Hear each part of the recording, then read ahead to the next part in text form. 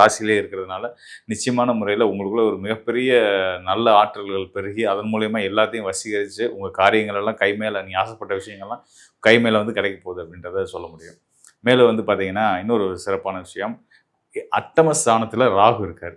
அட்டம சனி எவ்வளோ மோசமானதோ அப்படின்னு நம்ம நினைக்கிறோம் இல்லையா, அந்த அளவுக்கு சனியை விட பயங்கரமான கடுமையான கஷ்டங்களை கொடுக்கக்கூடியவர் ராகு. அவர் அட்டம ஸ்தானத்திலே இருக்கார். அட்டம ராகு அப்படின்னா எந்த அளவுக்கு துன்பத்தை கொடுக்கணும், சனியை விட அசுப கிரகம்னா ராகு தான். அப்போ அவரே 8ஆம் இடத்துல இருக்கிறாரு. அப்போ இங்கே லக்னத்தில் சுபர்கள் இருக்கிறது, ராசியில் சுபர்கள் இருக்கிறதுனால இது டேலி ஆயிருமா, சரியாயிருமா அப்படின்னு பார்த்தீங்க அப்படின்னா, இங்கே ஒரு ட்விஸ்ட்டு என்னன்னு கேட்டீங்கன்னா, 8ஆம் இடத்துல இருக்கிற ராகுவுக்கு, ராகு இருக்கிற இடத்துலேருந்து 5ஆம் இடத்துல சூரியனும் புதனும் இருக்கிறாங்க. அதாவது உங்கள் ராசிக்கு 12ஆம் இடத்துல சூரியனும் புதனும் இருக்கிறாங்க.